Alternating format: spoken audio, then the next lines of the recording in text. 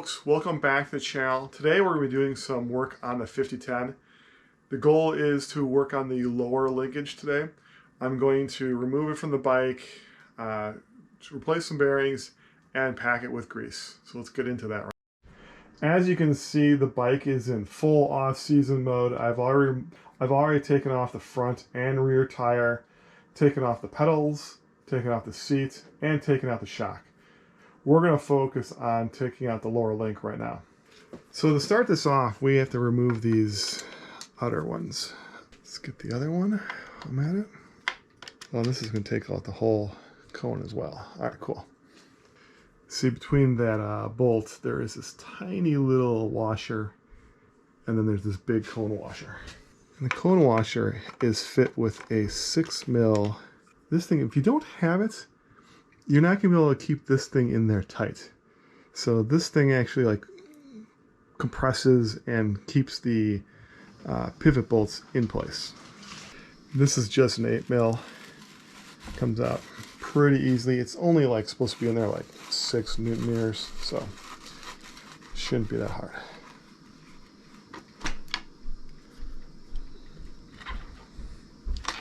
There you go. With those out, you just slide this right out. Let's take a quick look at this linkage and how it works. So you have a Zerk fitting right there that you can punch grease into.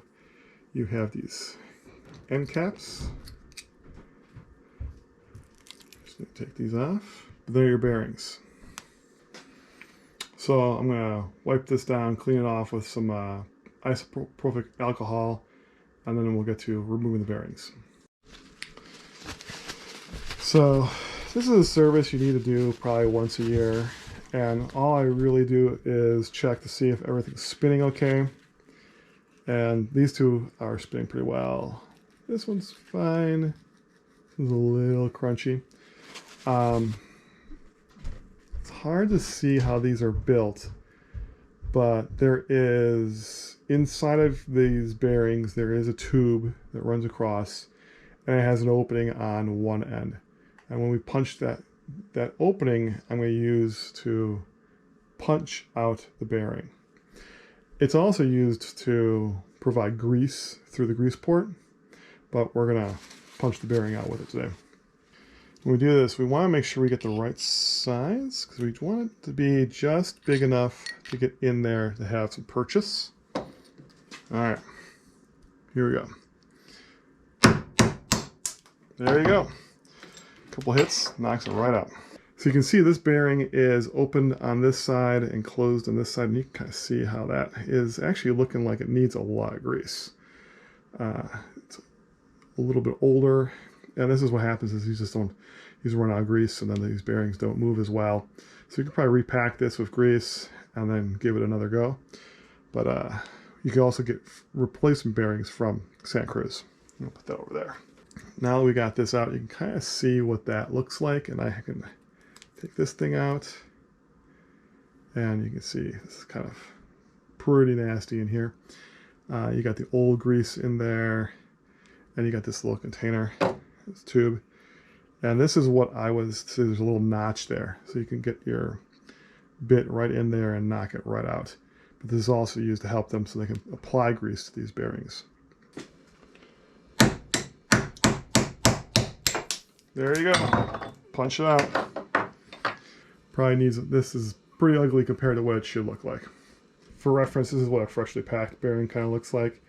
Still has a look, could probably use a little bit more grease in there, but this is what you get from Santa Cruz.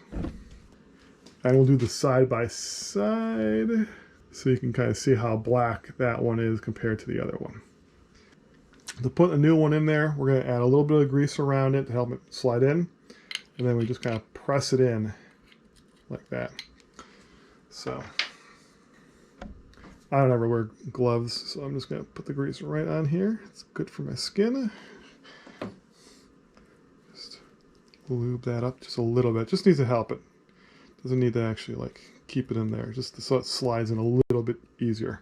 So this guy actually kind of sits right on top there.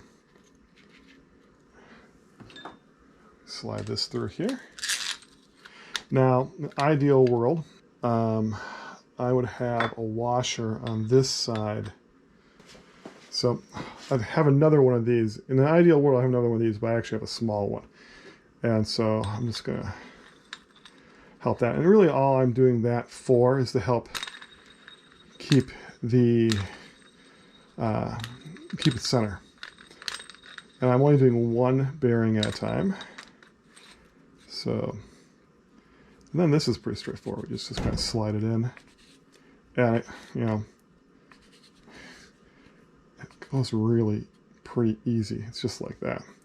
So that little grease makes a big difference. And keeping that lined on the other side helps too. Second time around, you've got the bearing already in there on the other side, so it's a lot easier. So we get one of these with a kit too. This is part number 17013. So you'll get a nice one of these things in the mail. And 17, that's too short.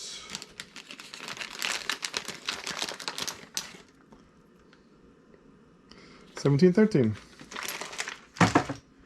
Just double check the sizing. Yeah, it looks right. Take the old one. Not too bad, but we're not going to keep it. Now, when I put this back in, I want to make sure that this opening is at the bottom, because that way it's easier for me to punch in the punch out the bearing. Might not be a bad idea to wear gloves with this stuff because it does get all over your hands. It just gets nasty. I'm gonna show you how this goes in. I like to go this way. Yeah, really is not a lot of work. You kind of go until it feels tight. There we go. All right, next thing we're going to do is we're going to punch in some grease in here and try and pack those bearings. Pop that on there. Make sure, there we go, making sure it clicks. There we go. There we go. You can kind of see there's grease getting punched into there. So that is a sign that we've got grease all the way in, and it should be filling in those bearings. Maybe these aren't. Oh, there they are. There we go. You can see how much grease got pushed out of there. I'm going to shove these through here. I'll wipe this excess grease off now. With these there, this is just nasty, but with the bolts there, what it should do is quite a little bit of a filling and pack the actual bearings. So I find that one side always kind of gets in here more than the other, but I'm just going to push this through. So now we've greased this thing up. I'm going to wipe this down again. Not going to use alcohol on it quite yet because I still want these to be a little bit greased. I don't want the pivot so much to be greased, or I don't want the whole link to be greased, but I want all the bolts to stay greased and have the bearing ends stay greased, because I'm going to use that to keep some of these things in place. When you're doing this on the bike, you really can't control where all this grease goes, and so it piles up and you get dirt on it. And ideally you just don't want to have dirt on this linkage part, it just gets nasty. But you want it a little bit on the ends.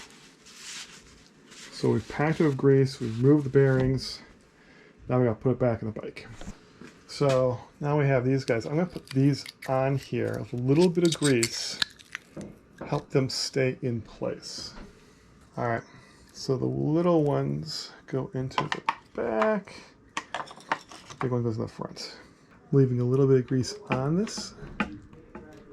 And this is only like supposed to be like 7 millimeters, so it's like basically hand tight, especially with a greasy hand. Get the second one in there.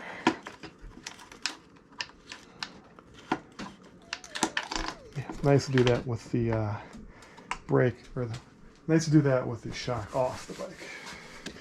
Now, these by themselves will not keep the bolts in there, so we have these screws with the washers and the cone washer.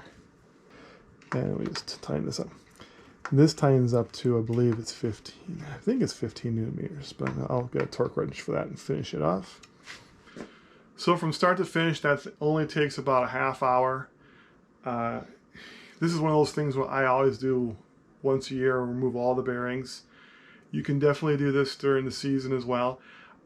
I tend to find that as the bike gets a little bit older, that grease doesn't last as long, and it gets a little bit more creaky. So I probably do this every 3 months during the riding season. So it's typically, it's probably actually more like every 2 months during the riding season. I'll tend to do this in late June, again in August, and then maybe towards the end of the season. Depends on how it's making noise and if it's causing an issue. Typically, I find that, my first year or two of the bike, I didn't even do this at all. And I found was that 3 of the 4 bearings were frozen. So I do check it a little bit more often now. And whenever a bike starts making that creaking noise, almost always, it's not the bottom bracket, it's not the seat post, it's the pivots. So I just clean my pivots. Normally this creaking goes away. But if you like a quiet bike, this is a service you should always do to your 5010 or any Santa Cruz bike. All right, thanks for watching. Check out my other service videos. I've got a couple I've done in the past that I'll link out below. But go out, work on your bike. Talk to you later. Bye.